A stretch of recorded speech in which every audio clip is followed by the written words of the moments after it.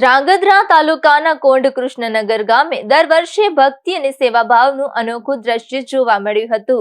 જય શ્રી ખોડિયાર મિત્ર મંડળ દ્વારા આયોજિત સેવા કેમ્પ કરુણનગર કોંઢ ખાતે યોજાઈ રહેલી માતા ખોડિયારના મંદિરે દર્શનાર્થે જતા પદયાત્રીઓ માટે વિશેષ આકર્ષણ બની રહ્યું છે।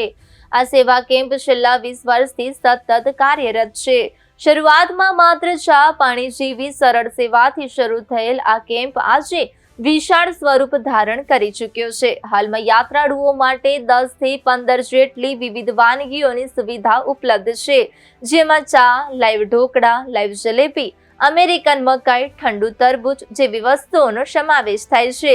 આ સમગ્ર સેવા કાર્યમાં કૃષ્ણનગર કોંઢ ગામના તમામ યુવાન મિત્રો ઉત્સાહપૂર્વક જોડાઈને નિસ્વાર્થ ભાવથી સેવા આપે છે। યાત્રાળુઓને આરામ, તાજગી અને ભક્તિભાવ સાથે આગળ વધવા માટે આ કેમ્પ મહત્વપૂર્ણ ભૂમિકા ભજવી રહ્યો છે।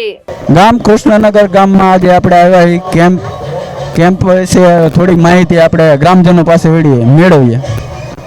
અમે આજથી 20 વર્ષથી આ કેમ્પનું આયોજન કરતા આવ્યા છીએ।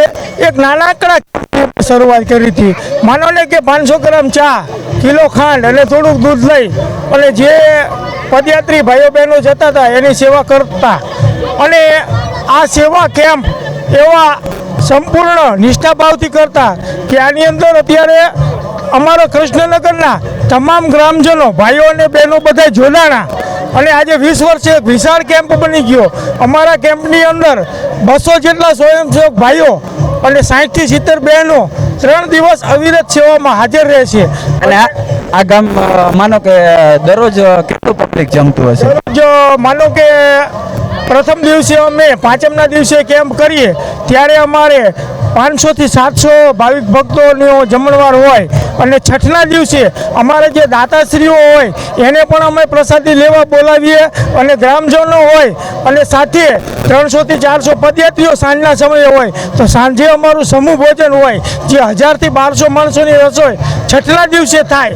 અને સાતમના દિવસે અમે આખા ભોજનની વ્યવસ્થા બપોર પછી નથી રાખતા। માત્ર યાત્રાળુઓને તો ધ્રાંગધ્રાથી પદયાત્રીઓ આજે નીકળતા હોય સાતમના દિવસે એમના માટે અમે વિવિધ નાસ્તાની વ્યવસ્થા કરીએ। એમાં માની લો કે અમારા સ્ટીમ લાઈવ ઢોકળા હોય, ગરમા ગરમ દાબેલી હોય, લાઈવ જલેબી હોય, લાઈવ ગાંઠિયા હોય, તાજી કમ્પ્લેટ પાણીપુરી હોય, આ બાજુ બટેકા ચિપ્સ હોય, અમેરિકન મકાઈ, તરબૂચ અને લચ્છી અને ચા પાણી। પરંતુ અમે જે પણ નાસ્તા કરીએ તે એકદમ હાઇજેનિક, ચોખ્ખાઈ અને જે અંદર વસ્તુનો ઉપયોગ થાય તે એકદમ શુદ્ધ અને સાત્વિક જ રાખવાની, જેથી કરી માટીલ ધામ જતા પદયાત્રીઓને કોઈ પણ જાતની તકલીફ ન રહેવી જોઈએ। અને મેડિકલ કેમ્પ પણ ખૂબ જ સરસ ચલાવીએ છીએ, જેની અંદર બધી જાતની ગોળીઓ, તાવ, કળતર, માથું કોઈ પણ જાતનું હોય વગેરે કે પગમાં તકલીફ હોય તો એના માટે મસાજ પણ કરી આપીએ તેલ દ્વારા, અને સ્પ્રે પણ અમે 50 થી 60 નંગ સ્પ્રે લાવીએ છીએ।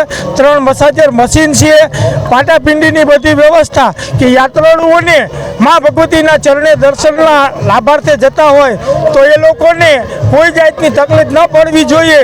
અને માની કૃપાથી અમારે અત્યારે ખેતી ખૂબ જ સમૃદ્ધ છે, ધંધામાં ખૂબ જ સારું છે, એટલે લોકો આની અંદર મન ભરીને દાન દે છે।